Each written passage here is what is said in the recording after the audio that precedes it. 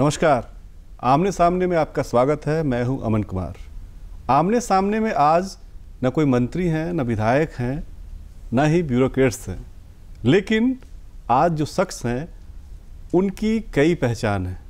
वो पत्रकार भी हैं, सूचना क्षेत्र के जो हैं वो एक्सपर्ट भी माने जाते हैं और अभी राज्य खाद्य आयोग के अध्यक्ष हैं। हम स्वागत करेंगे श्री हिमांशु शेखर चौधरी जी का। चौधरी साहब, आपका हमारे इस कार्यक्रम में बहुत बहुत स्वागत है। धन्यवाद, बहुत बहुत धन्यवाद। जी, जैसा मैंने कार्यक्रम की शुरुआत में कहा कि आपकी पहचान कई चीज़ों को लेके है, तो आपको ऐसे क्या पसंद है कहलाना? देखिए, जो पत्रकार होता है वो आजीवन पत्रकार ही रहना चाहता है, और वो रहना ना भी चाहे तो उसके अंदर का पत्रकार उसे हरदम पत्रकार बनाए रखना चाहता है। और इसलिए मैं भी इसलिए पत्रकार बने रहना चाहता हूं कि पत्रकार की संवेदना हर समय उन लोगों तक पहुंचती है जहां तक कोई नहीं पहुंचता है। इसलिए मैं चाहता हूं कि मेरे अंदर का पत्रकार तब तक जीवित रहे जब तक मेरे शरीर में आत्मा है। इसलिए मैं पत्रकार कहलाना ही पसंद करता हूं। ठीक है, अलग अलग समय पर अलग अलग जिम्मेवारियां मिली और मुझे खुशी है कि पत्रकार होने के नाते ही, चूँकि मैं समाज के हर वर्ग को समझ चुका था, इसलिए मुझे हर क्षेत्र में काम करने में सुविधा मिली और जहां भी गया वहां पर अपनी खास छाप छोड़ पाया। जी, आपने कहा है कि पत्रकार के तौर पे ही आपको समाज को समझने का मौका मिला, लेकिन एक पत्रकार बनने से पहले क्या यात्रा रही है आपकी? अपने जीवन यात्रा के बारे में कुछ हमारे दर्शकों को बताइए। जी देखिए, मेरा मूलतः गांव झारखंड के गोड्डा जिले में एक मोतिया गांव है। मेरा पैतृक गांव वो है।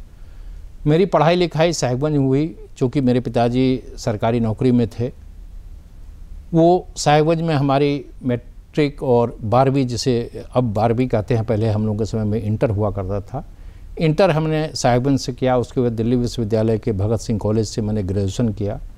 ग्रेजुएशन के बाद 6 महीने के दौरान ही मुझे लग गया था कि मैं कॉम्पिटिटिव एग्ज़ाम के में जितनी मेहनत करनी पड़ती है उतनी मेहनत करने का न पेशेंस मुझ में है, न वो क्षमता मुझ में है।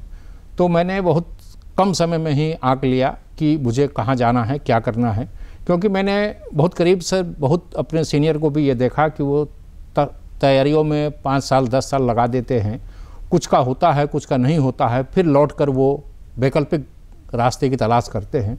तो मैंने समय रहते सही निर्णय ले लिया और मैंने ग्रेजुएशन 90 में किया और 91 में YMCA से PG डिप्लोमा जर्नलिज्म में किया। उसके बाद कई इलेक्ट्रॉनिक और प्रिंट के संस्थानों में मैंने पत्रकारिता की और मैंने सक्रिय पत्रकारिता 2007 में छोड़ी। जब शिबू सोरेन जी मुख्यमंत्री बने थे तो मुझे याद है कि जब आंदोलन का दौर था, उस समय मैं दिल्ली में रहा करता था और गुरुजी JMM के तमाम विधायक जब दिल्ली आया करते थे तो उस समय चूँकि क्षेत्र से जुड़े लोग थे तो उनके पास उठना बैठना होता था। उसी दौरान उन्होंने एक बार मजाक में कहा कि जब हम कभी मुख्यमंत्री बनेंगे तो तुमको आना होगा, काम करना होगा। तो मुझे याद है कि 2007 में मैं मुंबई में CTV में मैनेजिंग एडिटर के पद पे था।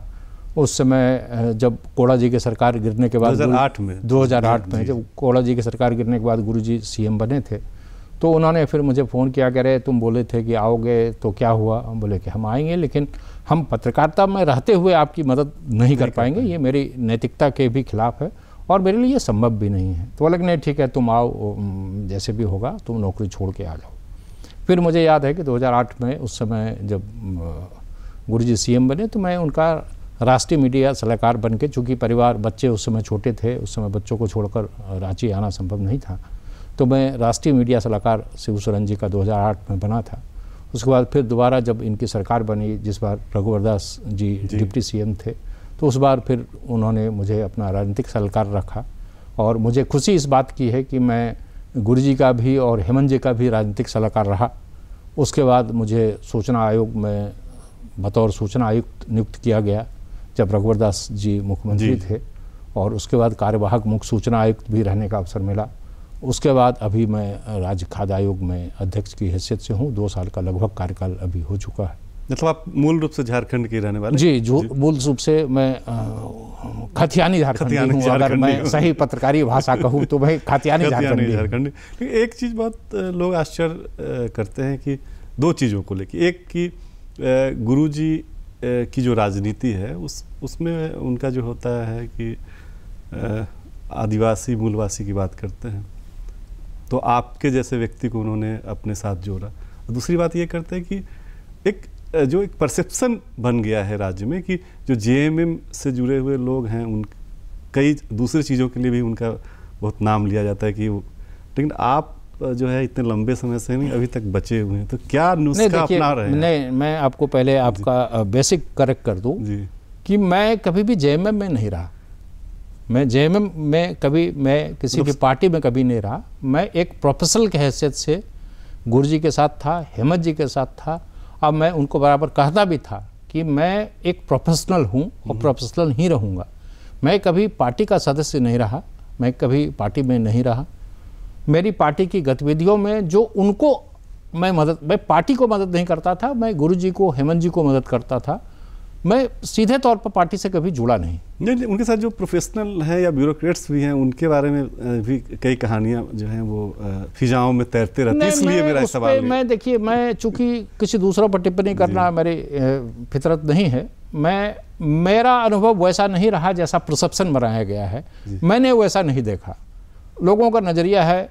मेरा जो अनुभव हेमंत जी के साथ काम करने का रहा, गुरुजी के साथ काम करने का रहा और भी लोगों के साथ जो काम करने का रहा, मुझे ये लगा कि अगर आप ईमानदारी से काम करते हैं या करना चाहते हैं तो आपके रास्ते में कोई बाधा नहीं बन सकता है, क्योंकि सब कुछ निर्भर करता है आपकी इच्छा शक्ति पर।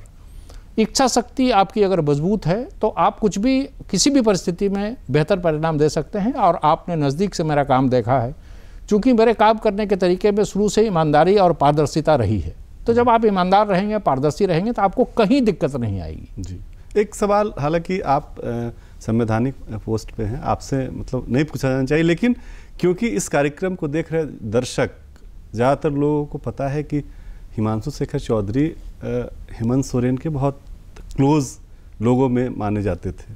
अभी जो राजनीतिक घटनाक्रम हुआ या जो गिरफ्तारी हुई, इस्तीफा हुआ, उसको किस रूप में आप देखते हैं, अगर आपसे पूछा जाए तो? नहीं, हम देख ही नहीं पाते हैं। अच्छा, क्योंकि हम संवैधानिक पद पर हैं। संवैधानिक पद पर जो व्यक्ति बैठा रहता है उसको क्या देखना है, क्या सुनना है, ये तय किया गया होता है संविधान के द्वारा। अच्छा। तो हम संवैधानिक पद पर बैठे हैं, इसलिए हम वो सब चीज़ देख ही नहीं पाते हैं। हम एक तरीके से ये कहिए कि हम अंधे हो जाते हैं, हम बहरे हो जाते हैं, हमको न सुनाई पड़ता है न दिखाई पड़ता है। इसलिए जो चीज़ हम न देख पा रहे हैं न सुन पा रहे हैं, उस पर टिप्पणी कैसे कर सकते हैं? मतलब चलिए, धर्म संकट को इन्होंने खत्म कर दिया। इनके जो दर्शक हैं जो जानना चाहते हैं तो वो समझ लीजिए कि हिमांशु शेखर चौधरी अब वो हिमांशु चौधरी नहीं है, अब एक संवैधानिक पोस्ट पे लगातार पिछले कई वर्षों से हैं और उसी अनुसार उनकी ट्रेनिंग हो गई है। एक चीज़ है कि आपकी जहां आप हैं झारखंड राज्य खाद्य आयोग में, तो उसका चेहरा बदल रहा है। अब लोग नाम जानने लगे हैं कई जिलों में भी। मतलब मुझे लगता है कि तमाम जिलों में कार्यक्रम का आपकी योजना थी। जब अंतिम बार बात हुई थी आपसे तो शायद आपने किया होगा। ये घर घर तक पहुंचाने का जो आपका अभियान है, इसके पीछे क्या उद्देश्य है? ये देखिए अमन जी, जब हम खाद्य आयोग में आए थे, और मैं ये कहूँ, मुझे ये कहने में कोई गुरेज नहीं है कि मैंने मुख्यमंत्री जी से आग्रह किया था कि अगर हमारी सेवा लेना चाहते हैं आप, तो मैं चाहूँगा कि खाद्य आयोग में आप मुझे जिम्मेवारी दें, कर्तव्य का निर्वहन का अवसर दें। ये इसलिए कि मैंने जब टटोला तो देखा कि यही एक आयोग है जो समाज के उन गरीब तबकों को का भला कर सकता है जिनकी हकमारी हो रही है। और मैं ये कहूँ कि मैं मुख्यमंत्री का सलाहकार, प्रेस सलाहकार भी रहा, राजनीतिक सलाहकार भी रहा, सूचना आयुक्त रहा, कार्यकारी मुख्य सूचना आयुक्त रहा, लेकिन मुझे इस पद पे आने के बाद लगता है कि मेरे माँ बाप के आशीर्वाद या पिछले जन्म के कुछ अच्छे कर्मों का फल होगा कि मैं इस पद पे हूँ। क्योंकि यहाँ पर जब गरीबों को मदद करता हूँ, जो आत्मिक सुकून मिलता है, वो मुझे लगता है मैं कितने भी धन कमा लेता तो ये सुकून और ये शांति नहीं मिलती जो खाद्य आयोग में हमको मिल रहा है। जब मैं खाद्य आयोग का अध्यक्ष बना तो मैंने जब देखा कि शिकायतों की संख्या क्या है, तो महीने में 30-40 से शिकायत आती थी। लेकिन मीडिया में आए दिन खबरें आती थी कि यहाँ पर राशन डीलर ने राशन नहीं दिया, अमुक मध्याह्न भोजन में कटौती की गई, मेन्यू के अनुसार नहीं दिया जा रहा है। तो मैंने एक दिन सोचा कि आखिर जब मीडिया में खबरें आ रही हैं और शिकायतें नहीं आ रही हैं, तो मुझे लगा कि कहीं न कहीं हमारे आयोग के कार्य प्रणाली में कहीं कोई ऐसी कमी है जिसको दुरुस्त किया जाना चाहिए।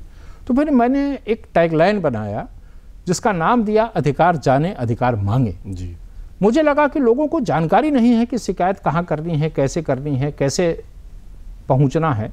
फिर मैंने एक अभियान चलाया। इस अभियान के तहत मैंने ये तय किया कि मैं मतलब आयोग राज्य के सभी जिलों में जाएगा, सभी जिलों में जाकर मुखिया संवाद करेगा, जिले के सभी मुखिया को बुलाएगा, उनको खाद्य सुरक्षा अधिनियम की विभिन्न योजनाओं के बारे में बताएगा, उनके अधिकार क्या हैं, उसको पाना कैसे है, शिकायत कैसे करनी है।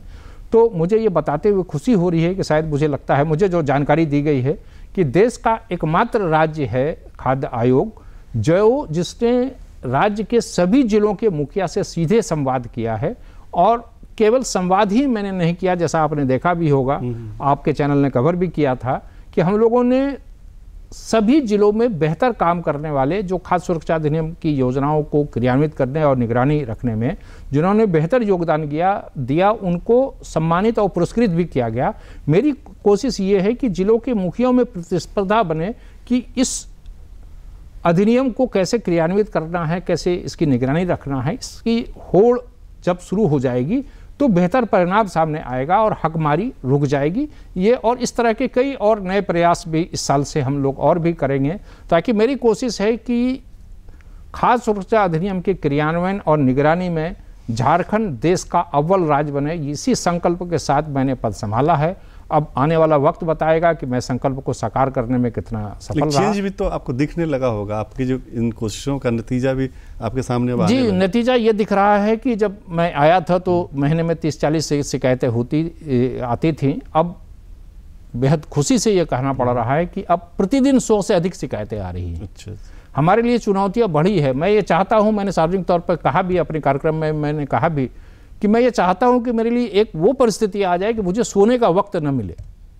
शिकायतें इतनी आए कि मैं शिकायतों के निपटारे में लगा रहूं, क्योंकि बिना नींद के जो सुकून मिलेगा उसमें, वो सुकून शायद नींद में भी नहीं मिलेगी। जो गरीबों की मदद और गरीबों को उसका हक दिलाने में जो सुकून और शांति मिलेगी, मुझे लगता है सोने में भी वो सुकून और शांति नहीं मिल पाएगी। कहाँ आप देख रहे थे कि जो शिकायतों का निपटारा आपने देखा, तो कहाँ देखा आपने कि गलती हो रही, किस स्तर पे जो है वो लापरवाही हो रही है? मतलब आपने देखिए, लापरवाही, देखिए ऐसा है अमन जी, ये सिर्फ खाद्य सुरक्षा अधिनियम में नहीं लागू होता है, ये समाज के और जितने भी कानून हैं उसमें ये लागू होता है।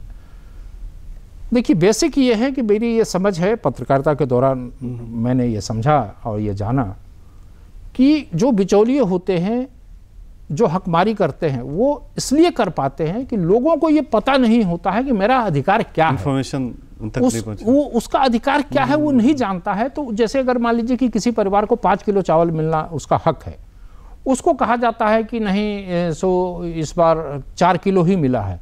इस बार कहीं पर आपने देखा होगा कि गढ़वा से एक खबर अखबारों में छपी थी कि चंद्रयान छोड़ा गया, तो सरकार चतरा से खबर आई थी कि चंद्रयान छोड़ा गया, सरकार का सारा पैसा चंद्रयान में लग गया, इसलिए राशन में कटौती की जा रही है।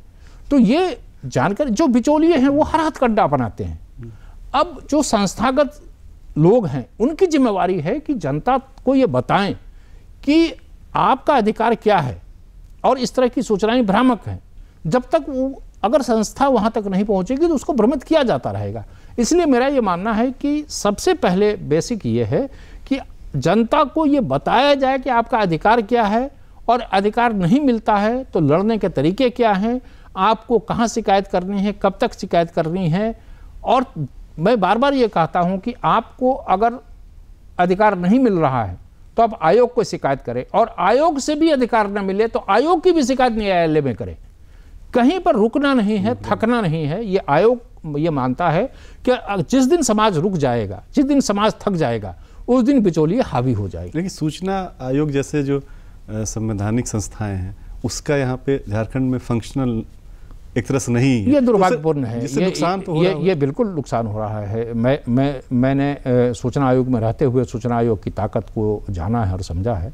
ये बहुत ही सशक्त कानून है, और इससे एक डर अधिकारियों में बना रहता है कि वो जब कोई निर्णय लेते हैं, कोई फाइल पर साइन करते हैं, उनके दिमाग में ये बात रहती है कि मैं ये जो साइन कर रहा हूँ कल कोई सूचना के अधिकार में अगर मांगेगा तो मुझे वो देना पड़ेगा, इसलिए अगर नियमानुकूल नहीं होगा तो मेरे साथ गलत हो सकता है।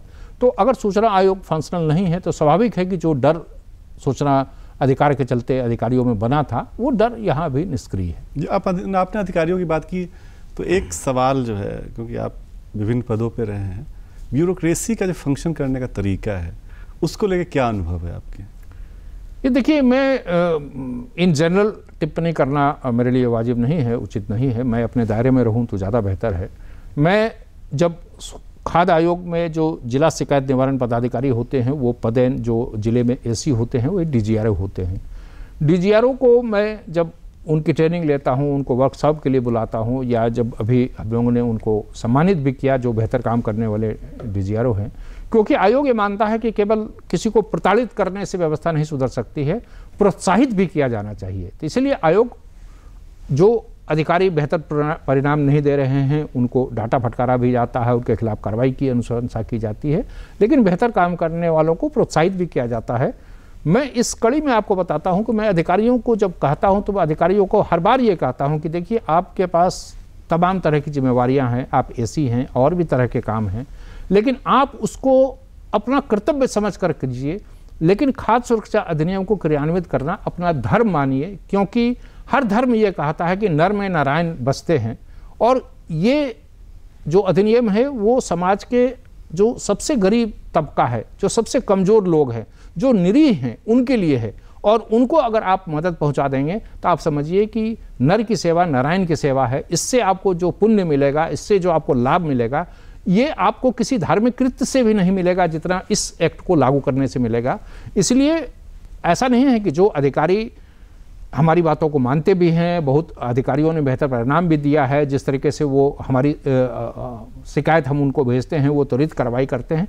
देखिए अमन जी, कोई भी चीज़ें रातों रात नहीं बदलती हैं, कोई जादू छड़ी होती नहीं है।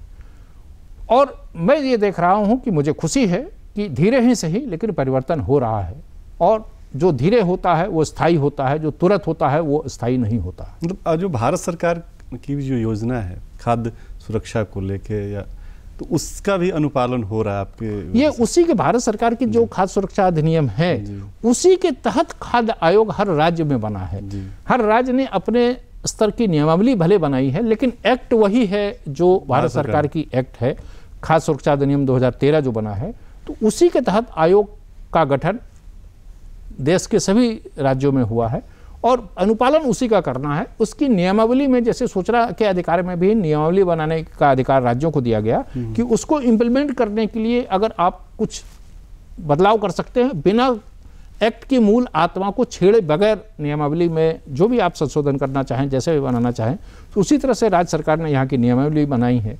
और लेकिन एक्ट जो मूल एक्ट है उसी से पूरे देश का खाद्य आयोग गवर्न होता है। हमारे जो दर्शक हैं वो ज़्यादातर ग्रामीण क्षेत्र के हैं, तो एक बार उनको थोड़ा बताने की कृपा करें कि किस तरह की शिकायतें जो हैं वो आप लोग लेते हैं और किस तरह की चीज़ों को जी बेहतर है। मैं इस अवसर का लाभ लेते हुए सभी लाभुकों से ये कहना चाहता हूँ कि मैं बार बार ये कहता हूँ कि अगर आपको प्रति व्यक्ति 5 किलो अनाज मिलना है, प्रति परिवार 35 किलो अनाज मिलना है, पीबीटीजी परिवारों को 35 किलो सीलबंद लिफाफे में, बोरे में अनाज घर तक पहुंचना है डाकिया योजना के तहत, तो यदि उसमें कमी हो तो आप डीलर या जो पहुंचाने वाले हैं उसके किसी तर्क को स्वीकार न करें कि पीछे से अनाज कम मिला, बोरी में कम था, किसी तरह का तर्क नहीं सुनना है। आपको अगर 5 किलो न मिले और बगैर रसीद लिए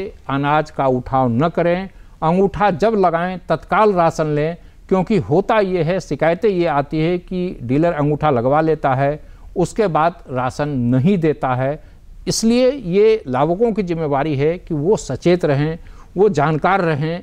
आप जानकार रहेंगे, आप सचेत रहेंगे तो आपको आपका अधिकार मिलेगा। यदि आप सचेत नहीं रहेंगे, जागरूक नहीं रहेंगे, तो बिचौलिए जो आपके ये हकमारी के इंतजार में है वो हक मारते रहेंगे।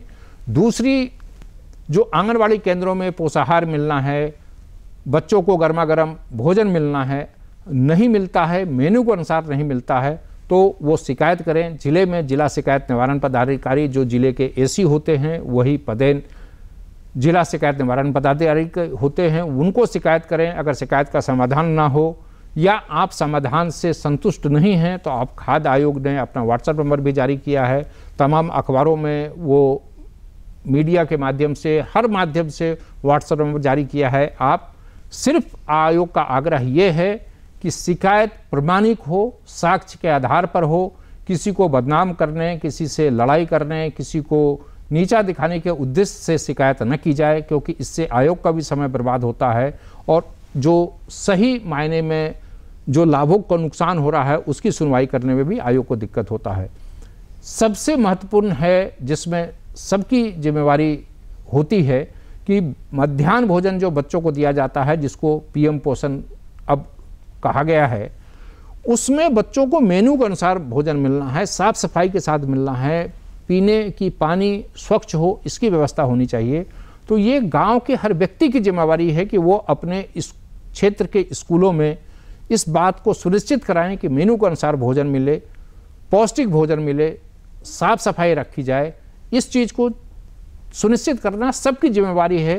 केवल प्रशासन और सरकार पर चीज़ें थोप देने से चीज़ें नहीं सुधरेंगी। हमको ये समझना होगा कि ये हमारा अधिकार है और हमको तब तक लड़ते रहना है जब तक हमको अधिकार नहीं मिल जाए, क्योंकि कोई सरकार हो, केंद्र की सरकार हो या राज्य की सरकार हो, सरकारें योजनाएं बना सकती हैं, आपके लिए राशि आवंटित कर सकती हैं, लेकिन वो आप तक पहुंचा कि नहीं पहुंचा ये सुनिश्चित कराने के लिए आपको भी प्रयास करना होगा, आपको भी परिश्रम करना होगा। इसलिए मेरा हर लाभुक से करबद्ध आग्रह है कि आप तब तक लड़ें, तब तक आवाज़ उठाएं जब तक आपको हक उस मात्रा में ना मिल जाए जिस मात्रा में सरकार ने निर्धारित किया है। सही बात है। जब तक आप जो है अपनी बात को ऊपर तक नहीं पहुंचाएंगे तब तक उसका समाधान नहीं निकलेगा। और क्योंकि तमाम योजनाएं आपके लिए है और उसका इम्प्लीमेंटेशन कैसे बेहतर हो उसके लिए भी व्यवस्था की गई है। एक आपका के कार्यकाल को मैं जब देखता हूं तो एक चीज़ मुझे जो है समझ में आता है कि हमारे कार्यक्रमों में कई बार कई आयोग के अध्यक्ष सदस्य लोग आते हैं तो उनकी शिकायत रहती है कि अभी तक गाड़ी नहीं मिला, कार नहीं मिला, आवास नहीं मिला, तो उसी में उनका जो पूरा समय वो चला जाता है। आप इस तरह की शिकायत करते हुए कभी नहीं दिखे। ये देखिए अमन जी, जैसे मैंने कार्यक्रम की शुरुआत में ही कहा कि मैं चाहता हूं कि आजीवन पत्रकार बना रहूं और अंदर का पत्रकार जीवित है, इसलिए इन चीज़ों में पढ़ता नहीं हूं। क्योंकि आपने भी पत्रकारिता की है, हम लोगों ने की है, हम लोगों ने बुरे से बुरे दौर देखा है और जो बुरा दौर देख चुका है वो कभी सुविधाओं के पीछे नहीं भागता है। और हम लोग सुविधा पाने के लिए पत्रकार नहीं बने थे। मालूम था कि इस पत्रकारिता का मतलब है संघर्ष। पत्रकारिता का मतलब है कि कब आज रात में नौकरी है, सुबह नौकरी है कि नहीं पता नहीं है। तो जो ऐसे लोग होते हैं जो जैसे जो तप के निकलते हैं उसको तपस्या करने की जरूरत नहीं पड़ती है, तप ही उनके लिए तपस्या है। तो हम लोग तो तप करके निकले हैं, तो तब करने वाले क्यों सुविधा के पीछे किया और काम शुरू कर दिया। काम ही तो मैंने क्या कहा कि मुझे अगर कोई कितनी भी राशि दे दे लेकिन उस राशि में वो संतुष्टि और सुकून नहीं मिलेगा जो आज मैं महसूस करता हूं। क्योंकि आज समाज के उन वर्गों के काम आ रहा हूं जो वर्ग आज इसलिए अपेक्षित था कि उनको सरकार द्वारा अधिकार दिया गया लेकिन निगरानी के अभाव में वो उनके अधिकारों की हकमारी हो रही है। तो इसलिए मुझे खुशी है कि मैं ऐसे लोगों के अधिकारों की रक्षा में अपना योगदान दे पा रहा हूं।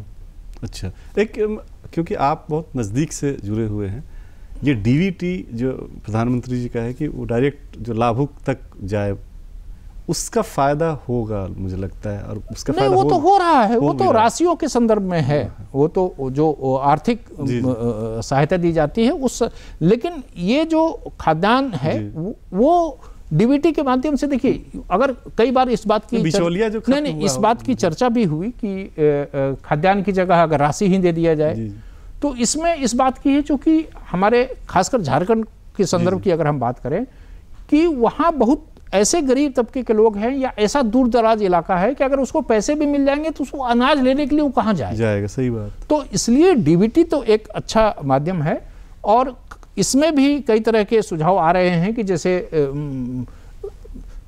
ग्रीन कार्ड राज्य सरकार ने शुरू किया है। ग्रीन कार्ड में जो अनाज दिया जाता है वो तौल कर पैकेट में बंद करके पहुंचा दिया जाता है ताकि ये दिक्कत ना आए कि तौले में जो गड़बड़ी की जाती है कि 5 किलो की जगह 4.5 किलो दिया जाता है, 3 किलो दिया जाता है।